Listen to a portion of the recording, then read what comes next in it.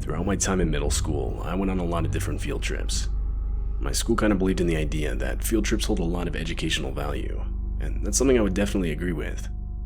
We went to a lot of different places, but no matter what, at least once every year our class would go to the zoo. I was in 7th grade. It was near the end of the school year, and this is the day our school was scheduled to take that trip. Now, we didn't live near a big city, so we weren't able to go to some big city zoo. Rather, we went to this smaller, but still decently sized zoo surrounded by forest. It was actually really well known where we lived, so despite its location, it saw a decent amount of business. Nowadays, however, I think the place went out of business, but I could be wrong. Our class had about 40 people. We would all travel in one group and take a predetermined route. But what sucked is, because we had such a big group, we didn't move quick enough to be able to see the whole zoo. To get around this, my friend Carson and I would sneak away from the group and create our own route just for the two of us. Heads were counted at the start of the trip, at lunch, and at the end of the trip.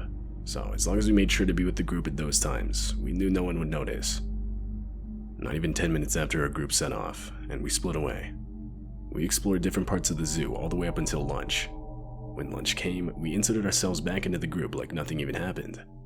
It went so smooth, in fact, that we had planned to do the exact same thing after lunch. Even with our pace, there were a few enclosures we didn't get to see yet. One I really wanted to see was the bat enclosure. It was actually probably the enclosure the zoo was most known for.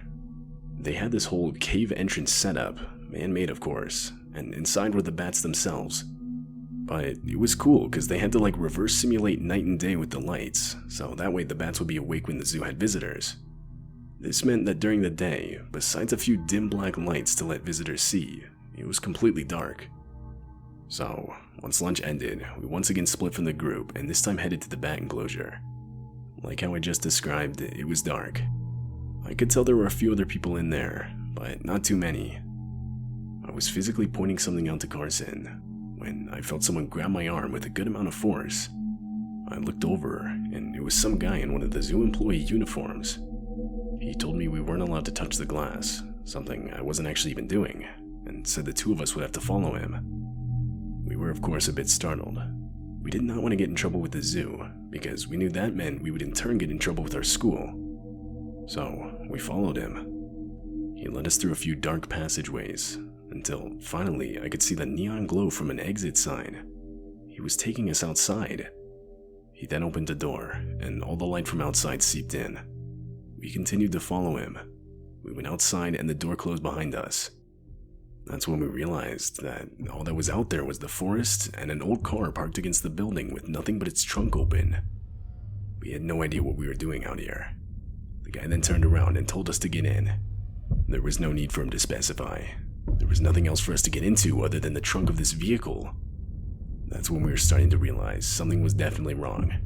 We frantically turned around and tried the door, but it had locked itself when it closed. When we turned back around, we noticed the guy now had a knife and was pointing it in our direction. He started shifting it towards the trunk in such a way like he was telling us to hurry. Carson and I looked at each other, then back at the guy. I yelled out one word, "Run," and we did. We were able to just barely get past the guy. We then ran directly into the forest, where we knew he'd have a tough time chasing us. I don't know how long we ran, but it was long enough to lose the guy. I knew that if we turned right, we would eventually hit a fence to the zoo. So we did, and sure enough, we hit a fence. The two of us jumped it unnoticed, and we're now both back in the zoo. A few minutes later, we found our class and regrouped with them, completely out of breath. Once again, we went unnoticed. Carson and I agreed to keep quiet about the whole thing. It sounds selfish, but at the time, we knew if the school found out about what we went through, they would massively cut down on the amount of field trips offered. So, we went the rest of the day like nothing even happened. A few days later, I would get a text from Carson. It was a group photo our whole class had taken near the entrance of the zoo just before leaving.